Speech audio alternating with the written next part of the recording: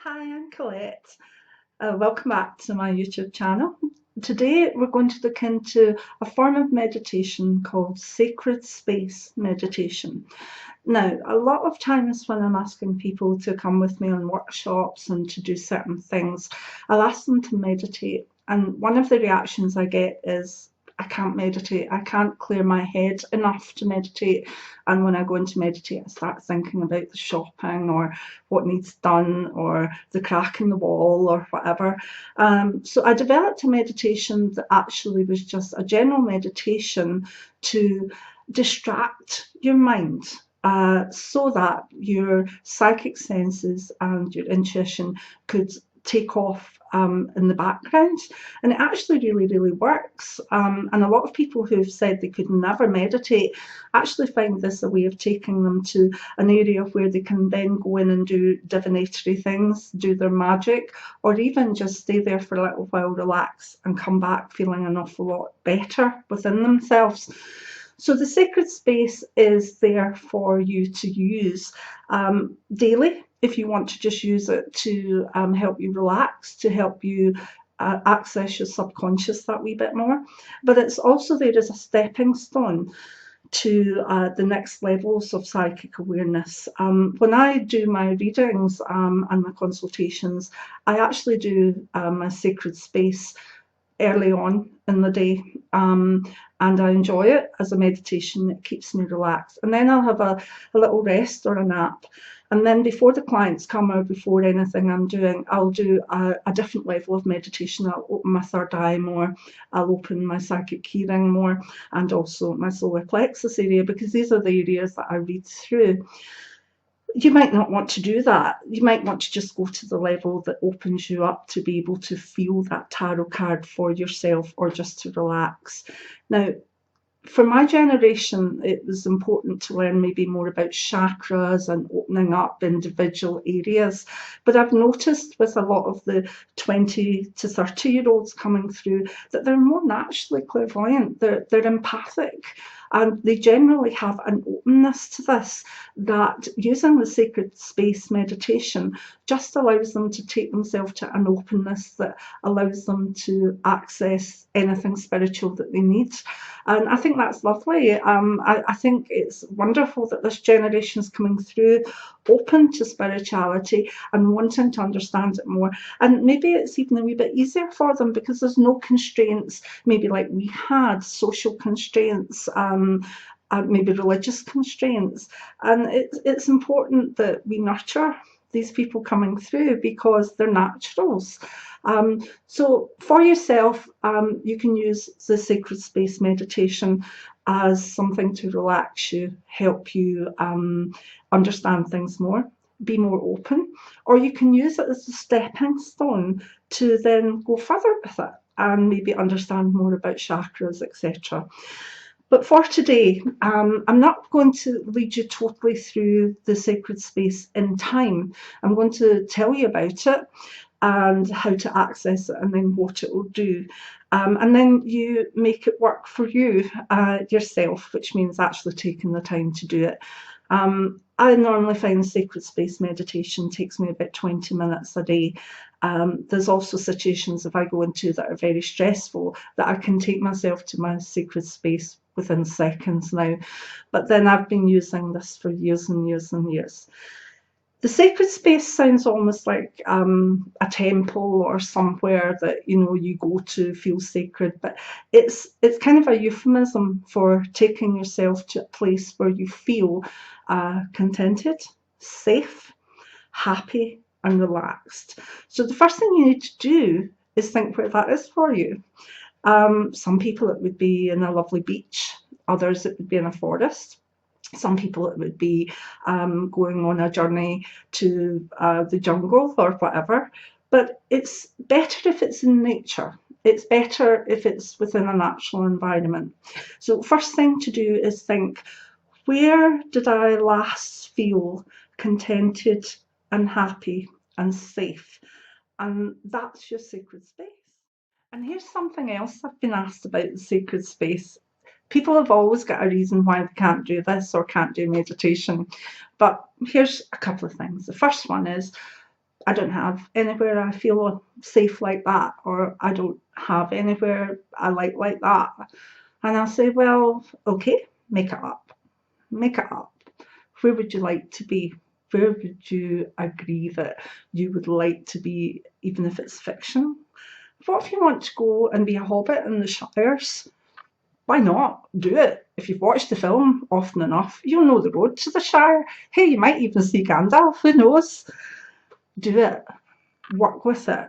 If you want to go to that little hobbit house, make your way back from, battling with the orcs and find your way back there. And then maybe as you return to real life, maybe that's your battle with the orcs again. Who knows? But if it's fictional, make it up. Drive it forward in your own head. This is your meditation and your sacred space, okay? So just because you can't think, well, I've never been to a quiet beach, I've always been to Benidorm, or I really can't find a place that I like or whatever, that's fine. Make it up. Because sometimes, places that we see are more beautiful maybe than we've experienced in other places. I love, I've never been to New Zealand, but I've done some meditations where I've gone to places in New Zealand. I've done some where I've gone into the desert, but I've never been in a desert, but I know enough about a desert to make my own way there. Visualization is what you make it. Now, you can visualize something that you have been through in your own life. You can visualize a place you've been to, but equally, we can visualize a place that we've seen in a film or that we've read about in a book. So your sacred space is wherever you need to make it. The other thing is, some people will say, and I understand this one because I have a lovely little cottage and a nice back garden, and they'll say, oh, my sacred space is my back garden. So how can I go on a journey to it? I just have to step out my back door. And I say, well, that's no good for your sacred space. It can be your sacred space, but we've got to make it a journey. So what I want you to do is be like Honey, I Shrunk the Kids, and I want you to make yourself little. And I want you to go out your back door, but as maybe a little mouse or a little creature. And I want you to make your journey in time, the way it would take you to go somewhere else. And then when you are in that little bit of your garden that you feel is your sacred space, you can make yourself big again. But it's partly about the journey. The sacred space is important, but in doing the journey, we're taking you there and taking you away from the practical day-to-day thoughts. Now, part of the meditation is not just going to your sacred space. It's not just being in your sacred space, because that very much is then putting you in that headspace where you're there. The point of the sacred space meditation is the journey that you take to get there. And that journey should be quite intense and quite beautiful and quite relaxed. So, say we'll go with my sacred space is somewhere in the Highlands of Scotland. Okay, it's beside a loch. There's sand and there's lots of trees. So first thing I would need to say, right, I'm going to go to my sacred space. And in my head, I'll close the door to my house. I'll lock it. I'll get in my car and I'll start driving. And even the driving part, normally when I go to my sacred space physically, and I've not been there for about 16 years, but it's still very vibrant in my head, I'll drive there. But this is a meditation and it's your meditation. So you want to make that journey pleasant. You're not going to get in any car hold-ups or any heavy traffic. There's not going to be any articulated lorries bombing past you. You're going to have the most pleasant journey. So I would drive along the motorway and then I would start heading north. And in my car, and I would maybe have the music on in my head that I would drive with, and then I would start to feel myself relaxing as I got to the turn-off point where I think, oh, I'm halfway to my sacred space. And then basically that road that takes me up through twists and turns towards the loch, I'm driving there in my head, and oh, there's a tree I'm familiar with, and oh, there's that pub that's really quite good for a nice coffee on the way back, and I take that journey the whole way to my sacred space place. And then it's got a little car park. I would drive in, I would get out my car, lock my car. Now I'm doing all this in my head, and I'm seeing it just now as I do it. It's wonderful. And when I come out my car, there's a couple of wee steps down to the beach, and then there's possibly a 3-minute walk to my tree. And my tree has a little stepping stone under it that's been there for years, and that's where I sit. And so I'm going to do that in my way to my sacred space.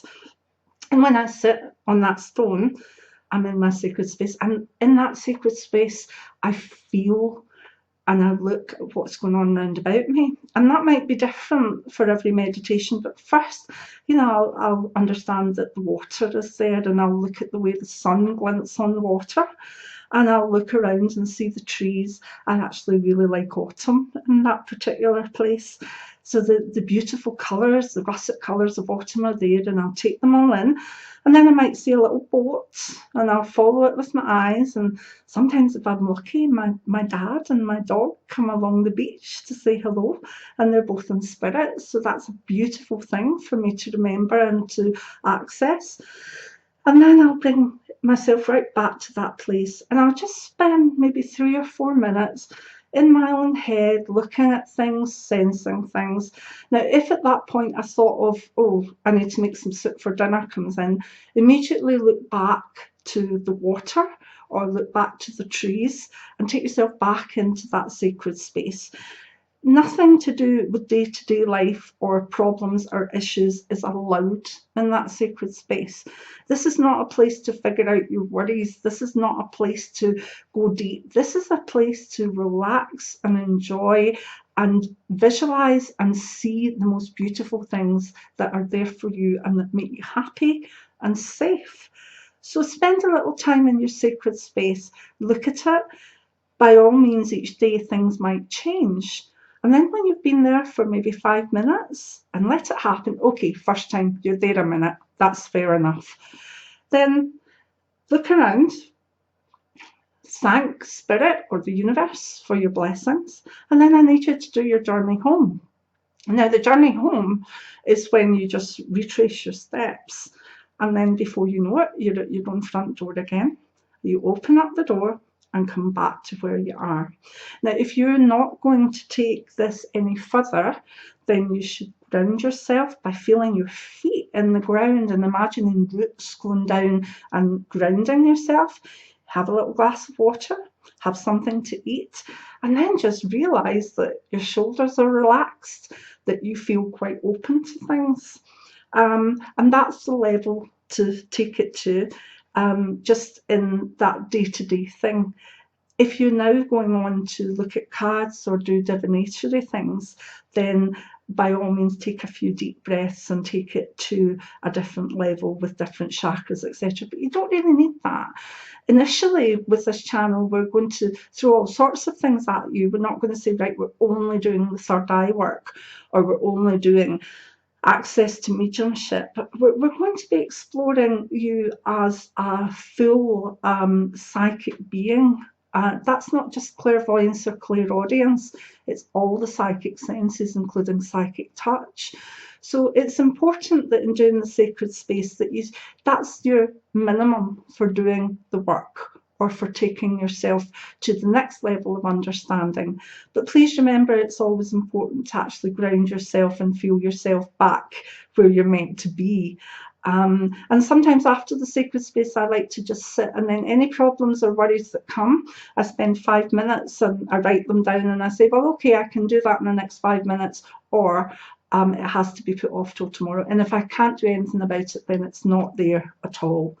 So sacred space, it sounds very holy, etc. But your sacred space is just your own personal place of safety and enjoyment. And that's where you need to go as a starter for all of the things we're going to do. And even if you don't take part in some of the studies or the things that we're going to do with divination or the tarot, by the time you come back and ground yourself, your brain will have not thought of worries for 20 minutes or 25 minutes. And in that time, you will have guided your brain and you'll not have asked it in any way to switch off or be silent.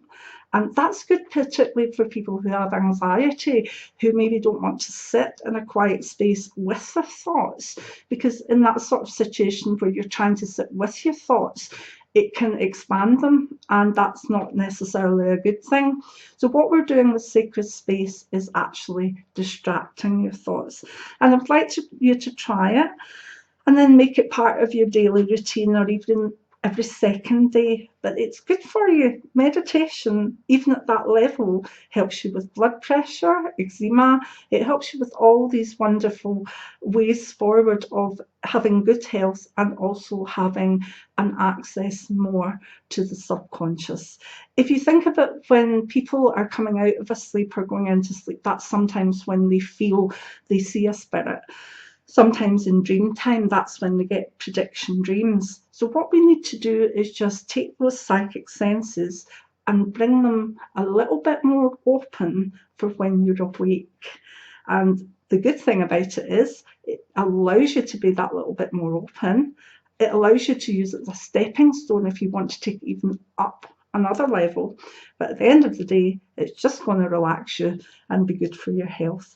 So I hope you'll give it a go, because if you're wanting to do some of the things like psychometry with me, if you're wanting to really understand the tarot cards at gut level, very intuitively, yeah, you can do it without doing a meditation, but you'll not be so open. You'll not get things that you're meant to get, because you literally have maybe your volume switch up at 5, and we want it up about 8 or 9. And then if you take me even further, let's put it up to 11. Only some people will know that joke. Anyway, try the sacred space and come back, and we'll start doing some of the divinatory things. We'll start learning the tarot, and we'll start finding out about what type of magic is for you. So thank you for joining me. Many blessings. Colette. Bye now.